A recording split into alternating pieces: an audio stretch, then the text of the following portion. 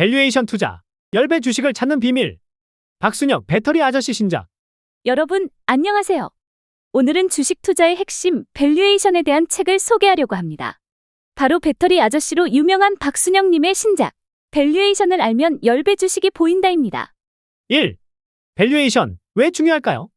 최근 주식시장은 밈주식, 투기 과열 등으로 혼란스럽습니다. 이럴 때일수록 기업의 가치를 제대로 평가하는 밸류에이션이 중요합니다.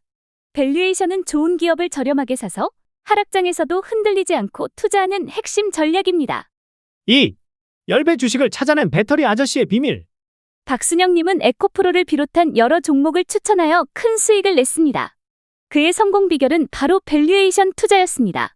그는 이 책에서 30년 투자 경험을 바탕으로 밸류에이션 노하우를 아낌없이 공개합니다. 3. 이 책에서 얻을 수 있는 핵심 내용. 에코프로 발굴 스토리, 에코프로를 발굴하고 투자한 과정을 통해 밸류에이션의 중요성을 생생하게 보여줍니다. 쉬운 밸류에이션 설명, 복잡한 이론 대신 실제 사례와 경험을 바탕으로 쉽게 설명하여 누구나 이해할 수 있습니다. 투자 원칙 제시, 2차 전지주 투자 전략, 하락장 대처법 등 투자의 원칙을 제시하여 흔들리지 않는 투자를 돕습니다. 투자 거인들의 조언, 벤저민 그레이엄, 워런 버핏 등 투자 거인들의 조언을 통해 투자 안목을 키울 수 있습니다. 4. 이 책 꼭 읽어야 할까요? 밸류에이션을 처음 접하는 분, 10배 주식을 찾고 싶은 분, 하락장에서도 흔들리지 않는 투자를 하고 싶은 분, 투자의 기본 원칙을 배우고 싶은 분. 이런 분들에게 이 책을 강력 추천합니다. 밸류에이션은 투자의 최소한의 무기입니다. 이 책을 통해 여러분도 안전하고 성공적인 투자를 시작하세요. 5. 밸류에이션, 지금 바로 시작하세요. 주식 투자, 어렵게 생각하지 마세요. 밸류에이션을 통해 좋은 기업을 저렴하게 사는 방법, 이 책에서 배울 수 있습니다. 지금 바로 시작하여 10배 주식의 주인공이 되어보세요. 밸류에이션을 알면 10배 주식이 보인다. 꼭 읽어보시고 성공 투자의 길을 함께 걸어가요. 구독과 좋아요, 알림 설정은 저에게 큰 힘이 됩니다. 궁금한 점은 댓글로 남겨주세요. 감사합니다. 그럼 좀 더 자세한 책 소개로 들어갑니다. 931번째 책 소개입니다. 책에서 일부 내용을 발췌하여 소개드립니다. 책 제목 밸류에이션을 알면 10배 주식이 보인다. 저자 박순혁. 출판일 2024년 5월 31일. 상상 빌더 한 줄 요약. 주식 투자 성공 원칙을 알자. 책 소개. 10배, 100배 주식을 찾는 투자 전략부터 2차 전지주에 물린 이들을 위한 대응 방법까지. 배터리 아저씨의 핵심 비결은 밸류에이션 투자였다. 배터리 시장의 주도권을 한국 배터리 산업이 가져온다는 도발적인 메시지와 함께 배터리 산업의 통찰력을 보여준 이가 있다. 바로 배터리 아저씨라 불리는 박순혁 작가다.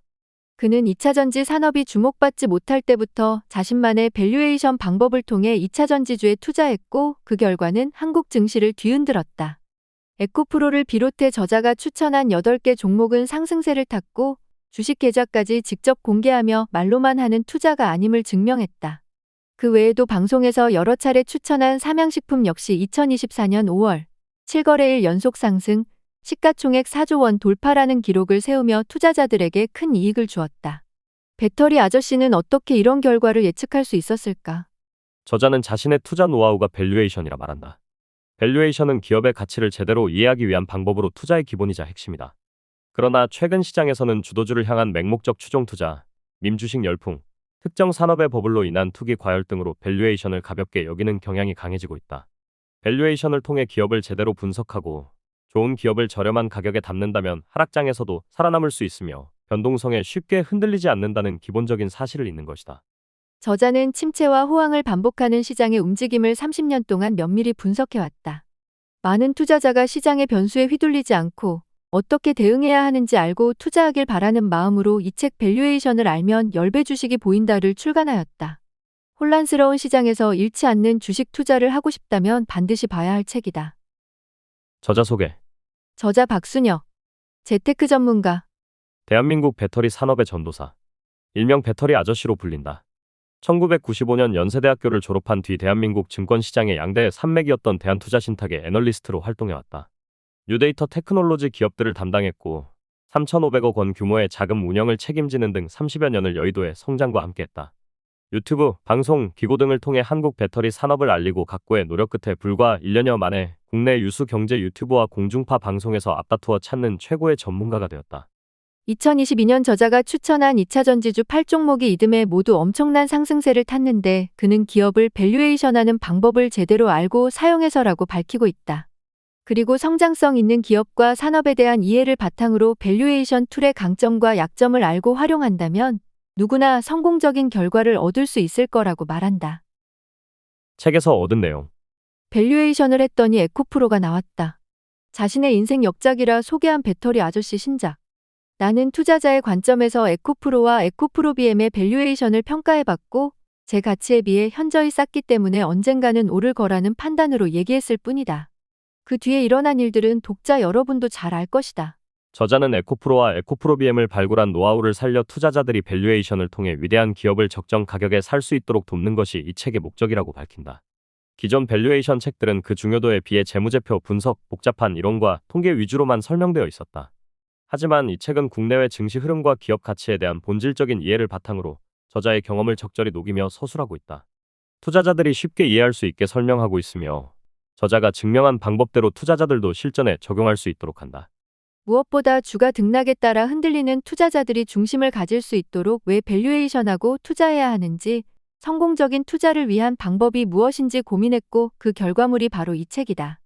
이 책에서는 어떻게 밸류에이션 지표들의 약점을 보완해 기업의 적정한 가치를 평가할 안목을 기를 수 있을지, 제2의 에코프로는 어디에 있을지 점쳐본다.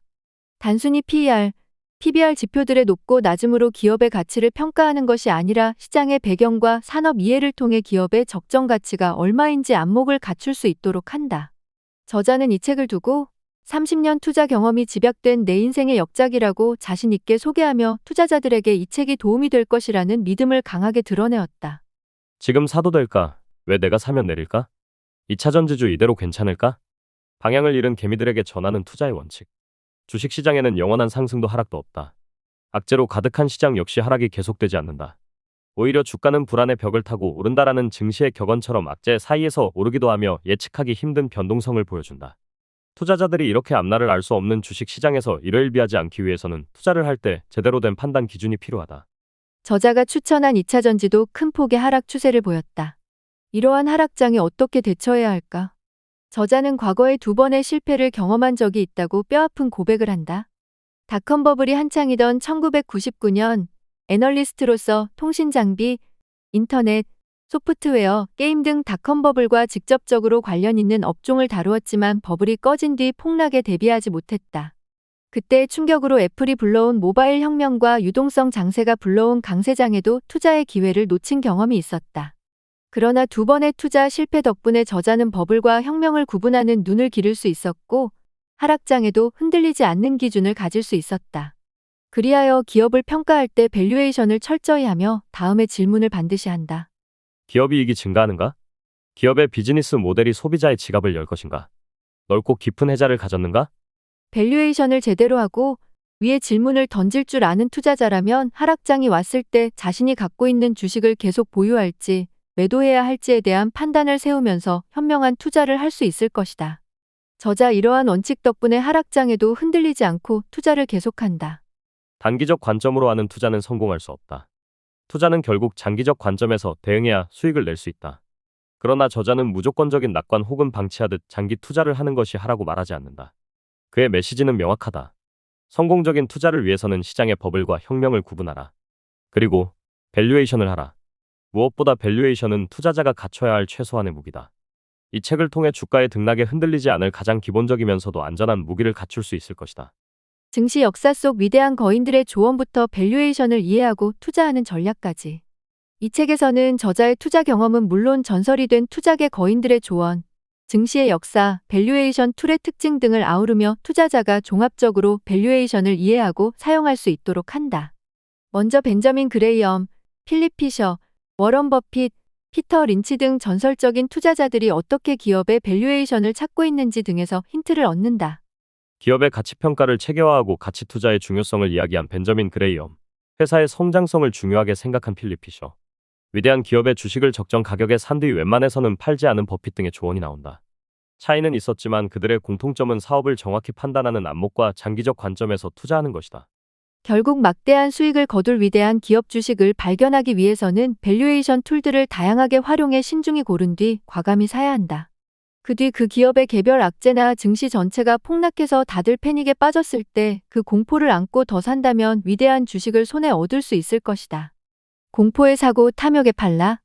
이는 위대한 고전들에서도 흔히 찾아볼 수 있는 말이다. 투자에서 성공하는 비법은 이렇듯 단순하지만 실천은 어렵다. 그리고 이 책은 그 실천을 도와주며 투자 성공 확률을 높여준다.